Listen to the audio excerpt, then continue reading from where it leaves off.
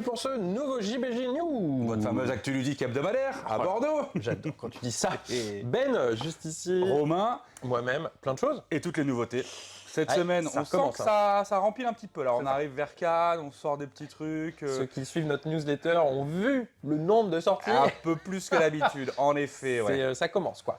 Mais en tout cas, il y a plein de choses. Il y a du jeu d'ambiance pour jouer à nombreux, Exactement. du petit jeu d'ambiance pour jouer à moins nombreux, mais assez duel, cool. Du l'initié, TCG, du TCG, du jeu d'ambiance. jeu d'enfant, Enfin, franchement, trop bien. Pour tout le monde. On va vous présenter ça tout Dès de maintenant, suite. c'est parti. C'est pas tout de suite les nouveautés. Et non, ça va être les good deals, comme on dit. Du coup, l'éditeur Asmodée, bon parmi tant d'autres, mais là c'était Asmodée, enfin l'éditeur, le distributeur, lourd plein de jeux, mais genre à pas cher du tout par rapport au prix de base. Il y avait une grosse liste, on a fait une petite sélection, parce que bah, forcément il y a des jeux, on sait que c'est pas ouf, mais il y a des jeux qui étaient assez cool, donc ça va être ceux-là. Et du coup, bah, on les a pris pour vous les proposer, parce que bah, de base ils étaient un peu trop chers pour le marché actuel, pour le public, parce que bah, des jeux à 60, 70 balles, c'est un peu chéro, des jeux un peu initiés, voire experts lourds. Du coup, on les a pris pour vous les proposer moins cher. Comme ça, si vous voulez pas non plus mettre 70 balles dans un jeu pour essayer les titres experts, par exemple, enfin les titres un peu plus ronflants, grosso merdo, on va avoir ceci de dispo. Du coup, vous allez avoir Amalfi, qui a... Alors celui-là, c'est la moins grosse réduc, il a 44 € au lieu de 65 de base, mais Amalfi, c'est vraiment très bien. Franchement, c'est un petit bijou en jeu d'expert, je trouve qu'il est vraiment passé inaperçu l'année dernière, mais c'est vraiment très chouette. Vous allez avoir Wild Serengeti qui est assez cool, c'est à 22 au lieu de 45 €, donc c'est quand même cool. C'est un jeu initié plus, parce que même s'il y a un thème animal, comme vous pouvez le voir, c'est pas si simple, c'est comme des parties assez longues, il va falloir sur un plateau mettre les animaux au bon endroit, au bon moment, pour valider vos objectifs. Vous allez avoir toute une phase aussi, après de saison, le jeu est très thématique, on s'y retrouve vachement dedans, c'est vraiment très chouette, on a beaucoup aimé, j'ai hâte d'y jouer, je l'ai pris, enfin, je les ai tous pris de toute façon. Voilà. Vous allez avoir les Maraudeurs de Midgard, 35 au lieu de 75. Alors ça c'est un jeu assez...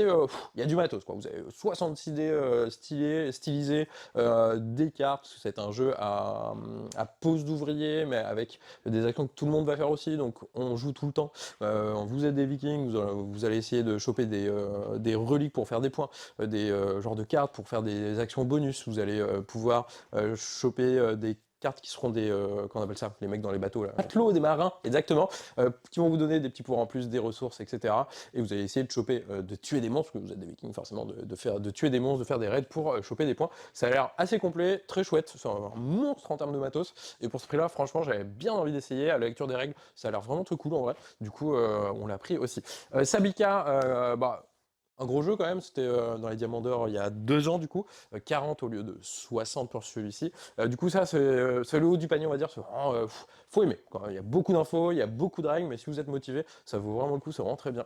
Et ensuite Dual Power, donc lui ça va être le moins expert pour le coup, parce que c'est un jeu plutôt initié on va dire. Un joueur ou 2 joueurs. J'ai pas testé en solo, mais à l'époque quand il est sorti on l'avait pris en boutique et on l'avait beaucoup vendu parce qu'il nous a beaucoup plu. Là il revient encore moins cher, je sais pas pourquoi, il a peut-être pas marché suffisamment, donc nous on l'a pris clairement.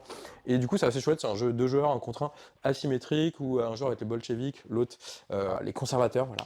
Et sur un plateau, vous allez faire une petite guéguerre de territoire, mais à chaque tour, des objectifs vont changer. Et du coup, il va falloir vraiment bien s'adapter. Il y a des objectifs un peu secrets, mais qui comptent pour les 2 joueurs, c'est vraiment très bien. Franchement, nous, on a beaucoup aimé. Donc, faut pas hésiter, les Barjo Deals, comme on les appelle, sont dispo. Azul Duel, pour ceux qui connaissent pas Azul, c'est une gamme aujourd'hui de 4 jeux différents. Le 5e qui s'ajoute, donc sa version Duel, donc qui va être un peu plus tendu à 2 joueurs, hein, bien que les autres pouvaient à peu près fonctionner là-dedans. Vous allez retrouver du coup la mécanique un peu du premier Azul, hop, qui va vous demander, ici on décore le dôme du palais de Sintra, du coup, à l'aide de petites tuiles, comme dans les anciens Azul.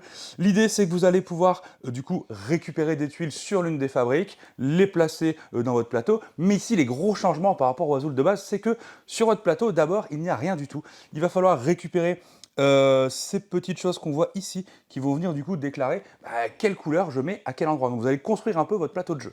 Ensuite, l'autre gros changement par rapport au Azul, c'est que sur ces fabriques, quand vous prenez les tuiles, vous prenez comme d'hab toutes les tuiles de même couleur, mais celles que vous ne prenez pas, vous ne les rendez pas tout à fait disponibles au centre de la table. Vous allez les entreposer dans l'ordre de votre choix, les unes sur les autres, sur la partie lune un petit peu qu'on voit ici d'une fabrique. Pourquoi? Parce que les actions, ça va être soit de prendre celle de la même couleur sur le soleil, ou la première de la lune, mais s'il y a d'autres lunes avec une tuile de même couleur, vous récupérez toutes ces tuiles en question. Donc voilà, ça change pas mal. Vous allez avoir des petits jetons bonus que vous pourrez dépenser éventuellement comme joker, suivant comment vous les récupérez. Les objectifs de ligne, de colonne, etc. vont changer à chaque partie, c'est pas tout à fait les mêmes. Donc on va retrouver un peu l'essence du premier, un peu plus technique, un peu plus tendu. Donc si vous avez bien aimé l'Azul, vous avez testé à droite à gauche, et que vous voulez une version duel qui colle plus à ce côté 2 joueurs, écoutez, venez chercher celui-là. Django, petit jeu nouveau, petit jeu dans la gamme de Trio, c'est la seconde boîte par Cocktail Game. Du coup, dans Django, qu'est-ce qui se passe? C'est un jeu de défaut, vous allez avoir des cartes avec des couleurs et des valeurs, on en distribue le même nombre à tout le monde, le premier joueur qui a plus de cartes dans sa main remporte la partie. C'est aussi simple que ça, vos tours de jeu, vous allez jouer une combinaison plus forte que la précédente. Le petit twist du jeu, c'est que quand, au début de la partie, vous récupérez votre main, vous ne la triez pas, vous ne changez pas l'ordre des cartes qu'il y a dans votre main, vous n'avez pas le droit. Pour pouvoir faire des combinaisons, donc mettre les cartes côte à côte, parce que pour faire une combinaison, pour la jouer, il faudra que les cartes soient côte à côte. Combinaison, c'est même couleur, mais des valeurs qui suivent, ou des couleurs différentes, mais des valeurs les mêmes, pardon. Bref, vous avez l'habitude, les paires, les triples, les choses comme ça. Mais pour faire la combinaison, comme je disais, il faut que les cartes soient côte à côte dans votre main. Et du coup, il va falloir jouer de manière un peu intelligente, de ne pas jouer les grosses combinaisons tout de suite, d'essayer de mettre en jeu, de sortir des cartes de votre main pour rapprocher d'autres cartes pour faire des combinaisons. L'autre petite chose, c'est que quand vous mettez une combinaison plus forte que la précédente, un choix s'offre à vous. Soit vous défaussez l'ancienne combinaison, soit vous la remettez dans votre main. Alors, à quoi ça sert, vous allez me dire? Parce que le but du jeu, c'est de se défausser de ces cartes de sa main. Ici, en fait, comme on n'a pas le droit de trier notre main, des fois, vous allez vouloir reprendre les cartes juste d'avant, même si vous faites des cartes en plus, vous pouvez les mettre où vous voulez dans votre main, et comme ça, vous pouvez avoir des faciliter en tout cas les combinaisons et du coup défausser plus vite par la suite. Voilà, c'est juste ce petit dilemme que le jeu propose, mais c'est vraiment très sympa parce que ça change un peu. C'est de 3 à 6 joueurs, donc 5 joueurs d'ailleurs. Faut pas que je dise de bêtises quand même, de 3 à 5, on est d'accord. Voilà, Django, assez cool, si vous aimez les petits jeux de défausse comme ça, simple et efficace, c'est pour vous. Messos sort cette semaine, du coup, petit jeu que j'avais testé un peu en avance, qui là arrive en VF, du coup, chez Gigamic. Dans Messos, qu'est-ce qu'on va faire? On est une petite tribu, du coup, de chasseurs-cueilleurs à l'aube de l'humanité, et on va essayer de se développer. L'idée, c'est que ça va être un jeu de collection dans lequel vous allez essayer de faire plus de points que les autres. Ça va jouer un peu en 3 âges, et à la fin, c'est celui qui a le plus de points, mais qui l'emporte tout simplement. Votre but, ça va être du coup de récupérer différentes cartes qui sont des personnes que vous allez recruter dans votre tribu pour marquer des points. La petite mécanique assez sympa, c'est que vous allez avoir un plateau avec des petites actions. Je vais me placer sur une action, l'action définira si je prends des cartes du haut ou du bas, parce qu'en effet, il y aura 2 lignes de cartes. Mais attention, plus je me mets à gauche sur le plateau, plus ça veut dire que je suis le premier joueur. Mais mon action est moins forte. Du coup, j'ai peut-être envie d'aller vers la fin, être dernier joueur, pour pouvoir prendre peut-être 2 cartes d'un coup, mais on verra, est-ce que les autres vont me laisser ce que j'ai envie de prendre. Ensuite, on résout toutes les actions, chacun vient récupérer les cartes, et chaque carte va avoir des effets de collection différentes. A noter qu'ici, le scoring, il va avoir lieu une partie en fin de partie, mais certaines au fur et à mesure de la partie. En effet, des cartes événements vont apparaître par-ci par-là, et c'est seulement quand l'événement sera résolu que vous allez scorer sur les conditions de l'événement. Et donc des fois, il y a des événements qui vont vous dire, là vous scorez sur vos chamans, mais peut-être que moi, j'étais pas trop parti sur les chamans, donc il va falloir un peu prévoir. On voit l'événement arriver 2 tours à l'avance, ce qui nous permet de nous adapter. On aura des moments où il faudra dépenser un peu les ressources, etc. Donc vraiment, si vous avez testé un peu des jeux, Catan, Seven Wonders, etc., vous voulez tester un petit peu autre chose, ça je pense que c'est fait pour vous. Le graphisme est incroyable, le côté action du tour, je suis premier mais j'ai des moins bonnes actions, c'est hyper astucieux, et la collection marche vraiment très bien. Un petit jeu enfin, Potion Express, nouveau éditeur, Kiwizu, qui en a sorti 4 d'un coup. On a regardé les 4, on a sélectionné que celui-là, il y en avait un second, donc on a trouvé malheureusement un peu cher pour ce qu'il y avait dedans et la boîte, même si le jeu était assez cool. Du coup, Potion Express, c'est de 2 à 4 joueurs, ça marche très bien à 2, 3, 4, sans aucun souci. Ça va être à partir de 6 ans. Petit jeu de course aux objectifs, vous allez avoir des petites tuiles potions qui vont vous dire il faut tel ingrédient, une chauve-souris, un ver de terre, etc. Pour récupérer ces ingrédients, c'est assez simple, ils sont sous forme de cartes. Donc vous avez plein de cartes qui sont des vers de terre, des machins. Vous mélangez toutes ces cartes, mais il y a un petit trick. Vous allez mélanger des cartes qui sont recto et d'autres cartes qui sont verso, donc qui sont dans 2 sens différents. Vous mélangez, et ensuite vous en mettez 9 en 3 lignes de 3 au centre de la table. Et du coup, sur ce carré, sur cette grille de 3 sur 3, de 9 cartes, il y a des cartes qui sont côté recto, où vous voyez quel ingrédient c'est, et il y a des cartes qui sont côté verso, donc on ne sait pas ce qu'il y a ici. Ensuite, à tour de rôle, ça c'est simple, on a une petite baguette, plusieurs même, et on va prendre notre baguette et la mettre en face d'une ligne de cette grille ou d'une colonne, s'il n'y a pas déjà de baguette, parce qu'on va pouvoir bloquer les joueurs comme ça. Une fois que j'ai posé ma baguette, bah, toutes les cartes qui sont dans ligne dans la colonne, je les récupère pas encore. Je vais retourner les cartes. Donc les cartes qui sont côté visible deviennent cachées, les cachées deviennent visibles, et je prends toutes les cartes qui sont face visible. Hop, si avec les ingrédients que j'ai, je peux faire une des potions qui est visible, je prends la potion, ça me fait un point. Le premier joueur comme ça qui fait 3 potions, donc il gagne 3 points, remporte la partie. C'est vraiment assez malin, il y a un petit côté mémo du coup, parce qu'il va falloir se souvenir de quel ingrédient est où pour aller le récupérer pour faire telle ou telle potion. Ce petit truc de blocage assez cool. Donc à partir de 6 ans, et je pense que vraiment, même 7, 8, il n'y a pas de souci, c'est vraiment très bien. Pour le coup, nous on a été assez hypé par Potion Express. Tunnel Vision, extension pour le jeu Hit, qu'on ne présente plus forcément, un jeu de course de voiture assez sympathique avec de la création de decks un petit peu.